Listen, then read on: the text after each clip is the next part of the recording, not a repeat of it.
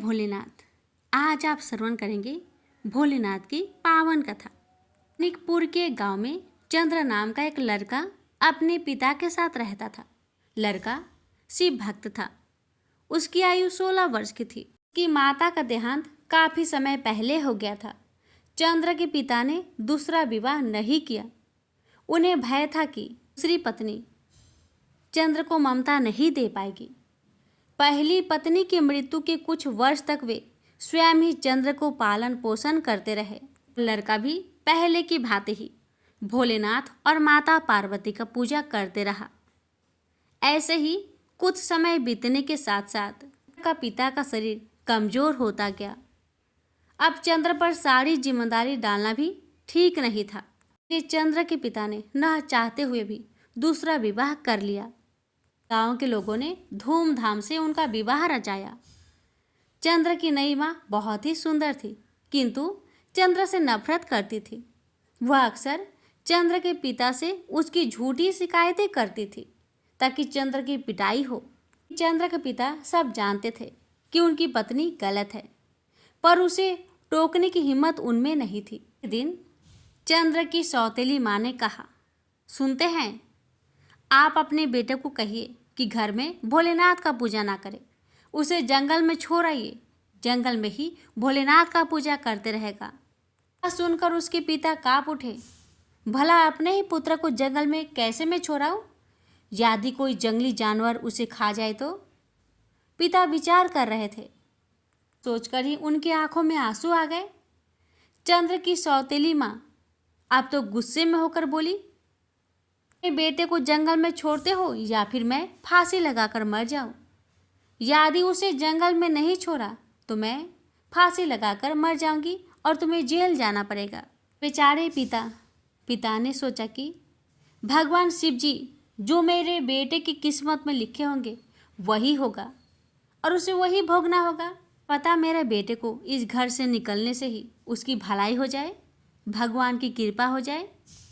एक दिन चंद्र के पिता ने चंद्र को साथ लेकर घने जंगल में जा पहुँचे और चंद्र का माथा चूमकर बोले, तुम यहीं पर बैठो बेटा और भोलेनाथ का नाम जप करते रहो। मैं नदी से पानी लेकर आता हूँ, बड़ी प्यास लगी है। बेचारा वहीं बैठे भोलेनाथ का नाम जप करता रहा। से शाम हो गई मगर पिता नहीं आए। पिता को लौटता ना देखकर वहीं पर माथा पीट पीट कर चंद्र रोने लगा। भोलेनाथ का नाम जपते जपते वहीं पर सो गया। भी आकाश मार्ग से माता पार्वती और शिव जी गुजर रहे थे। चंद्र के गालों पर सूखे आंसुओं की लकीरें देखकर पार्वती माता का मन पिघल गया। उन्होंने शिव जी से प्रार्थना की कि हे देव, चंद्र की सहायता कीजिए। नाथ ने कहा, ठीक है देवी, मैं इसकी सहायता अवश्य करूँगा। अगले दिन सुबह चंद्र उठा, भोजन का आश्रय की तलाश में आगे बढ़ा। शिव जी का नाम लेकर जंगल में एक वीरान महल को देखकर वह चकित हो उठा। अंदर जाकर देखा तो उसे बहुत हैरानी हुई कि महल के सभी दरबान तथा नौकर चाकर अपने अपने स्थान पर सो रहे थे। यहाँ तक कि पिंजरों में बंद पंछी भी दम साधे हुए थे। राजसी पलंग पर एक रूपसी युवती सो रही थी। ऐसा लगता था कि महल का सारा जीवन थम गया हो। एक तेज व भयानक गर्जन से चंद्र चौंका। भोलेनाथ माता पार्वती से प्रार्थना करने लगा, हे भगवान, काश मैं एक छोटा सा जीव बन जाता और आने जाने वाले मुसीबत से बच जाता। भगवान ने उसकी पुकार सुन ली। चमत्कार हो गया। जैसे ही उसने ऐसा सोचा, वह छोटे से जीव के रूप में बदल गया। वह जान गया कि यह अनमोल उपहार स्वयं भोलेनाथ और माता पार्वती ने ही उसे दिया है। उसने आड़ में से देखा कि एक विशाल राक्षस महल में प्रवेश किया। उसने बिस्तर के पास पड़ी हुई एक छड़ी सी युवती को छुआ तो वह उठ बैठी। सारे महल का जीवन लौट आया। पंछी चहचहाने लगे। नौकर चाकर चुपचाप अपने काम में जुट गए। राक्षस ने भरपेट भोजन किया। वह रूपसी युवती सिर झुकाए बैठी रही।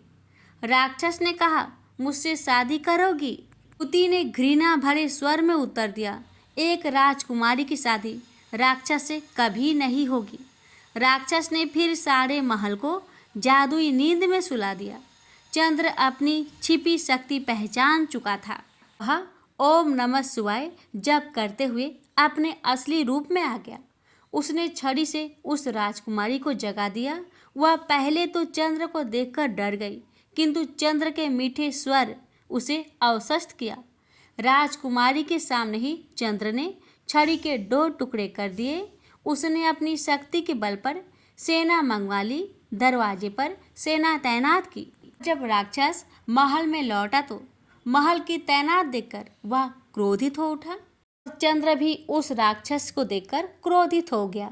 उसने भोलेनाथ से प्रार्थना की कि हे भगवान, मुझे शक्ति प्रदान करे ताकि मैं इस राक्षस को समाप्त कर सकूं। भगवान की कृपा से क्षण चंद्र के हाथों में महादेव की त्रिशूल आ गया और उसी त्रिशूल से चंद्र ने राक्षस का वध कर दिया। चंद्र ने राक्षस को मरा जानकर वहां से लौटना चाहा, मगर राजकुमारी प्यार से बोली, आप यहीं पर रहिए और छोटे राज्य का निर्माण कीजिए। ठीक कुछ ही दिनों में चंद्र और राजकुमारी का विवाह बंधन में बंध गए। चंद्र की कार्य कुशलता से राज्य की उन्नति करने लगा।